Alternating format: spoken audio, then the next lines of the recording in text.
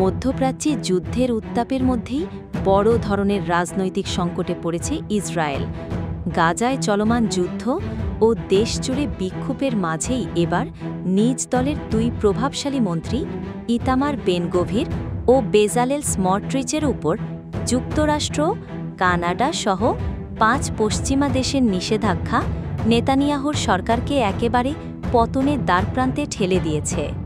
2 বছরের যুদ্ধে বিধ্বস্ত ইসরায়েলের বিরুদ্ধে নিজের একক সিদ্ধান্ত, যুদ্ধকবলিত গাজায় হামলা এবং দেশে বাড়তে থাকা রাজনৈতিক দুর্নীতির অভিযোগে আগেই সমালোচনার মুখে ছিলেন প্রধানমন্ত্রী বেনিয়ামিন নেতানিয়াহু।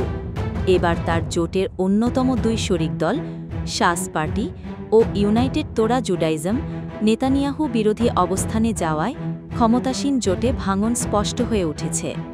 বিরোধী দলগুলো ইতোমধ্যেই নেতানিয়াহুকে সরিয়ে পার্লামেন্ট বিলুপ্ত করে নতুন নির্বাচন আয়োজনের দাবি তুলেছে। তারা জানিয়েছেন, প্রয়োজনে আইনি পদক্ষেপে নেতানিয়াহুকে অপসারণ করা হবে।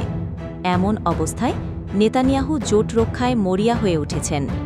সূত্র মতে, বিলুপ্তি প্রস্তাব ঠেকাতে নেতানিয়াহু ভান করছেন অসুস্থতার। তাছাড়া বিভিন্ন অবান্তর ইস্যুকে এজেন্ডায় রেখে বিলম্বিত করার অপচেষ্টা চালাচ্ছেন বলেও অভিযোগ উঠেছে তার সরকারের বিরুদ্ধে। বিরোধী দলগুলোর অভিযোগ, গাজার যুদ্ধে হাজার হাজার মানুষকে বলি দিয়ে নেতানিয়াহু আজীবন ক্ষমতায় থাকার অপচেষ্টা করছেন। প্রতিদিন ইসরায়েলে হামলা চালাচ্ছে প্রতিরোধ যোদ্ধারা, যা প্রতিহত করতে ব্যর্থ হচ্ছে ইসরায়েলি সেনাবাহিনী। গাজা নিয়ে ইসরায়েলের কোনো কৌশল এখন আর কার্যকর হচ্ছে না, বরং প্রতিরোধ যোদ্ধারা এখন অত্যাধুনিক অস্ত্র ও এলিট বাহিনীকে টেক্কা দিয়ে প্রতিরোধ করে তুলেছে। এতে ইসরায়েলি সেনাদের মৃত্যুর সংখ্যা বাড়ছে। নিজ দলের ভেতরে ভাঙনের সুর শোনা যাচ্ছে।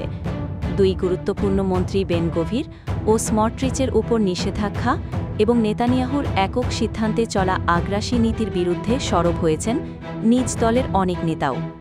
এদিকে ইন্টারন্যাশনাল ক্রিমিনাল কোর্ট আগেই নেতানিয়াহুর বিরুদ্ধে নিষেধাজ্ঞা জারি করে। এরপর আবারও নিজের 2 প্রধানমন্ত্রীর ওপর পশ্চিমাদের নিষেধাজ্ঞা সরকারকে চরম সংকটের মুখে ফেলেছে।